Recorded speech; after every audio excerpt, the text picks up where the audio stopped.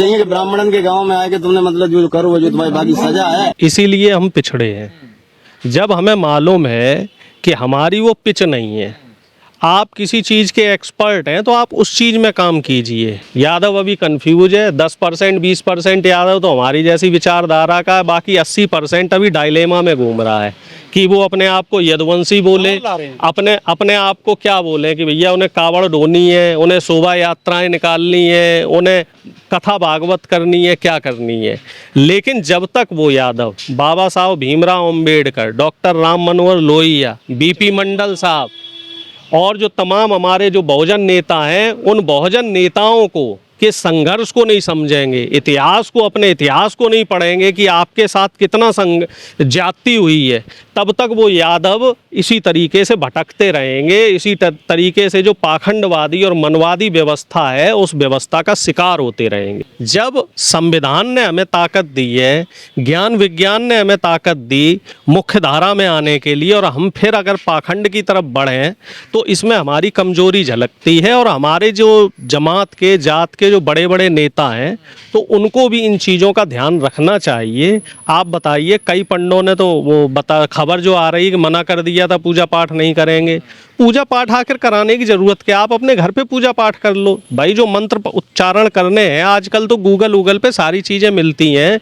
मुझे भी मान लो कभी कुछ करना होता है इस तरीके से, लोग कहते हैं भाई कर लो, तो मैं तो घर पे ही कर लेता हूँ जो कुछ करना है भाई, क्योंकि हम तो हर व्यक्ति जो पढ़ा लिखा जो व्यक्ति अपमान होने के बार बार भी अखिलेश यादव क्यों नहीं इस व्यवस्था से हट रहे? देखिए, उनको हटना चाहिए। अगर आप उनकी पिच पे खेलेंगे तो निश्चित तौर पे आप अपना भी अपमान करवाएंगे और समाज का भी अपमान कराएंगे। और अखिलेश यादव जी नहीं, जो तमाम यादव समाज के लोग हैं जो बार बार ये कह रहे हैं कि अपने यादव पुजारियों से पूजा कराओ, तो मैं तो उनसे भी ये कह रहा हूँ, हालांकि फिर मुझे गालियाँ पड़ेंगी, मैं उनसे ये कह रहा हूँ कि भैया आखिर ये पूजा पाठ की तरफ आपको जाना ही क्यों है? आखिर इन चीज़ों में रखा क्या है? आप पढ़ाई लिखाई की बात करो, जिन लोगों ने हमारा 500 साल 5000 साल शोषण किया, जो लोग हमें पढ़ाई लिखाई से दूर रखते रहे, जिन्होंने हमें कभी मुख्य धारा में नहीं आने दिया, हमारे बुजुर्गों पे जिन्होंने लाठियां चलाई, पूर्वजों पे जिन्होंने हमारी बहन बेटियों के साथ बलात्कार किया, जिन्होंने हमें गुलाम बना के रखा, आखिर हम लोग उनकी लाइन पे क्यों चल रहे हैं? हम लोग कब जागेंगे ये बताइए। सुप्रीम कोर्ट में हमारे कितने जज हुए हैं? अभी तक एक भी जज नहीं हुआ। और आप बनने को कितने बड़े सूर्यवंशी चंद्रवंशी बनते रहो। कितने बिजनेसमैन हैं जो हमारे 500 करोड़ 1000 करोड़ रुपए लेके भागे? अरे वो हमें इतना पैसा कमाने ही नहीं देते, बैंक से आपको लोन नहीं लेने देंगे, क्योंकि ऊपर की जो व्यवस्था में बैठे हुए लोग हैं वो उन्हीं मनवादी विचारधारा के लोग हैं। और दलित पिछड़े लोग तो वहां तक पहुंच ही नहीं पाते हैं। भले ही तमाम तरह की योजनाएं सरकार निकाल ले, व्यापार की योजनाएं निकाल ले, लेकिन यादव व्यापारी या पिछड़ों के व्यापारी या दलितों में व्यापारी आप हमें गिनती के बता दो कितने व्यापारी हैं? जो व्यापारी होंगे छोटे लेवल पे होंगे, 10 20 50 करोड़ वाले होंगे, और वो भी बेचारे जीएसटी की मार झेल रहे होंगे। अखिलेश यादव जी का बंगला धुलवा गया था, गौमूत्र से शुद्ध कराया गया था, मंदिर में गए तो मंदिर शुद्ध कराया गया था, महाराणा प्रताप की प्रतिमा पे फूल चढ़ाए तो वो प्रतिमा धोई गई थी। जब इतना अपमान सहन कर रहे हैं अखिलेश जी, तो बार बार चरणों में क्यों जा रहे हैं ब्राह्मणों की? नहीं जाना चाहिए। मैं तो इसको बराबर विरोध करता हूँ। मैं तो इस मामले में मानता हूँ कि भैया नेताओं को तो अपनी लाइन पे क्लियर रहना चाहिए, उससे कार्यकर्ताओं के बीच में अच्छा संदेश जाता है। और अखिलेश यादव जी से, चूँकि मुझसे बड़े हैं और बड़े नेता हैं, बहुत बड़े नेता हैं, मेरा तो हाथ जोड़ के निवेदन है कि साहब आप उनकी लाइन में मत जाओ। वो जो पाखंडवाद की बात कर रहे हैं उसको आप बढ़ावा मत दो।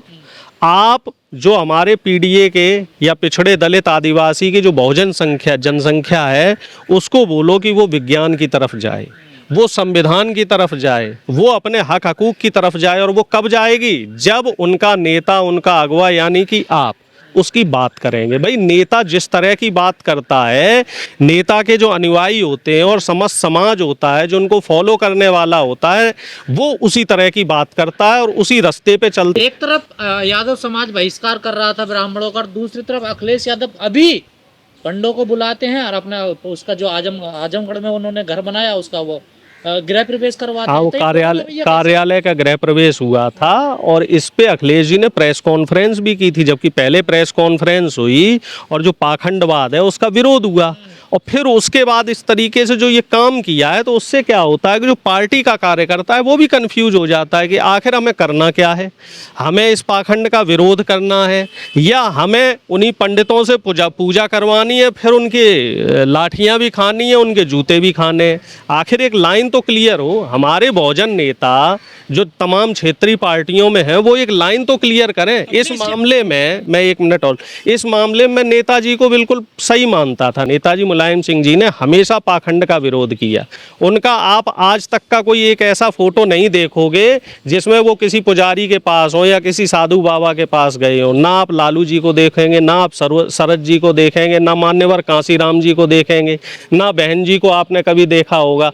क्योंकि बहुजन नेता जब जब पाखंड की तरफ जाएगा तो वो ना इधर का रहेगा ना उधर का रहेगा।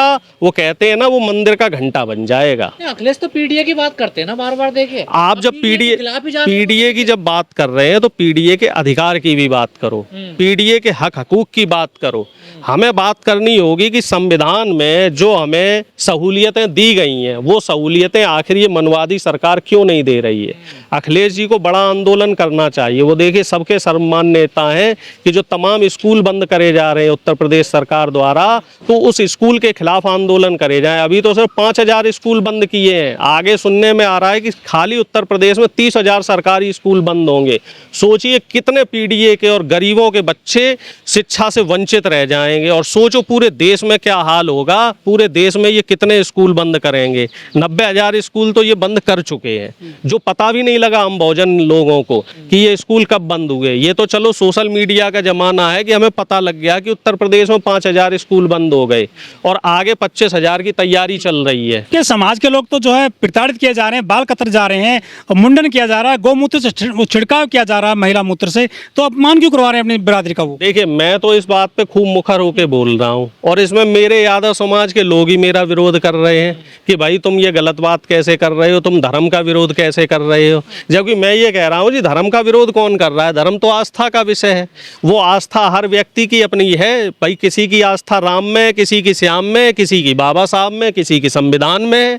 तो जब आस्था अपनी आस्था एक जगह है तो उस आस्था में इस तरह से जो पाखंड घुसा है, विरोध होना चाहिए पाखंड का। और जो पाखंड फैलाने वाले पाखंडी हैं उन पाखंडियों का विरोध होना चाहिए। लेकिन ब्राह्मणों ने खुद अब जो है मोर्चा खोल दिया है अखिलेश जी के खिलाफ। महापंचायत हुई कल बागपत में, कह रहे हैं कि ये कुछ बयान गलत दे रहे हैं आजकल अखिलेश यादव ब्राह्मणों के लिए। ये तो भाई साहब ये आरएसएस पीछे से करवा रही है। ये जो मनवादी विचारधारा के आरएसएस में बैठे हुए लोग हैं, ये 2027 के चुनाव की बिसात बिछा रहे हैं। लोग हैं सर वो देश में केवल ये 3% भी नहीं, उन 3 में से भी सिर्फ 1% लोग ये काम कर रहे हैं। बाकी 2% तो प्रोग्रेसिव सोच वाले नहीं है कि आपके साथ में जो ओबीसी है। तो हमारा 52% है, वो अभी जातियों में बटा हुआ है।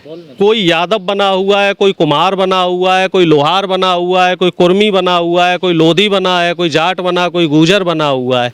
जब ये 52% इकट्ठे हो जाएंगे और खुद फक्र से बोलने लगेंगे कि हम पिछड़े हैं, हम शूद्र हैं, हम शोषित हैं, हम वंचित हैं, तब ये मनवादी जागेंगे। उससे पहले मनवादियों के माथे पे मुंह डाल दिया गया है ओबीसी। अब कैसे सो रहा अभी भी। फिर भी आप देखो ना, उससे कितने लोग जागे हैं, कितने लोगों की चेतना जागी है। चंद मुट्ठी भर लोगों की फिर भी इन चरणों में जा रहे हैं। अरे नेता में तो जाग रहे हैं, वो नेता तो छोड़ दी, सो रहे हैं वो। बाकी लोग नेताजी को तो छोड़ दीजिए, नेताजी को तो चलो छोड़ दीजिए। मैं कह रहा हूँ जो बाकी समाज के लोग हैं, जो दिल्ली में पंचायतें कर रहे हैं, वो पंचायतें भी उनकी देखिए किस तरीके की है। तमाम यादव महासभाओं की दिल्ली में अभी पंचायतें हुई, आप लोगों ने भी वो पंचायतें कवर करी होंगी। मैं उसमें नहीं गया क्योंकि मुझे मालूम था कि उस पंचायत से कोई निष्कर्ष नहीं निकलना। वहाँ भी उसी तरह की पाखंड की बात हो रही है, वहाँ भी संविधान की बात नहीं हो रही, ज्ञान विज्ञान की बात नहीं हो रही। वहां भी बात किस चीज की हो रही है कि साहब अब पूजा यादवों से करवाओ। अरे भैया पूजा नहीं करवाओ, अब संविधान की बात करो, अब ज्ञान की बात करो, अब विज्ञान की बात करो, अब शोषित वंचित समाज को कैसे मुख्य धारा में लाएंगे उसकी बात करो। लेकिन अभी तक तो यादव ब्राह्मणों का बहिष्कार कर रहे थे, लेकिन अब 2-1 दिन से देखने को मिल रहा कि ब्राह्मणों ने यादवों का बहिष्कार कर दिया। अब ये बहिष्कार चलता रहेगा। बीजेपी अपने मंसूबे में धीरे धीरे कामयाब हो रही है। बीजेपी नहीं चाहती है कि समाज में जो बात है ना, वो शिक्षा की बात हो, बेरोजगारी की बात हो, आरक्षण की बात हो, हक हकूक की बात हो। बीजेपी चाहती है कि आप जातियों में आपस में लड़ते रहो, आप धर्म के नाम पे लड़ते रहो। अभी कांवड़ यात्रा शुरू होने वाली है, तो फिर वो कांवड़ यात्रा का एक शिगुफा छोड़ देंगे, फिर वो उसमें हिंदू मुस्लिम करने लगेंगे कि मुसलमान की दुकान पे मत खाओ, हिंदू की दुकान पे मत खाओ, कपड़े चेक करके खाओ, टोपी देख के खाओ, ऐसे खाओ वैसे खाओ। लेकिन बात ये नहीं होगी कि जो हमारा युवा है, युवा को हम कैसे टेक्नोलॉजी की तरफ लेके जाएं। अभी सिर्फ एक यूथ हमारे देश का कई सालों बाद स्पेसशिप में गया है। क्या हमारे देश में प्रतिभा की कमी है? प्रतिभा की कमी नहीं है, मौक़ों की कमी है। क्योंकि जो शोषित वंचित समाज है 90%, उसको ये सरकार कभी मौके ही नहीं देती है। तो जब शोषित वंचित समाज के युवाओं को मौके मिलेंगे, और मौके कब मिलेंगे? जब शोषित वंचित समाज एकजुट होकर सरकार से सवाल करेगा। को क्या करना चाहिए, क्योंकि देखिए उनका भी अब बहिष्कार होने लगा जगह जगह पर, उनके साथ क्या हो। यादव अभी कंफ्यूज है।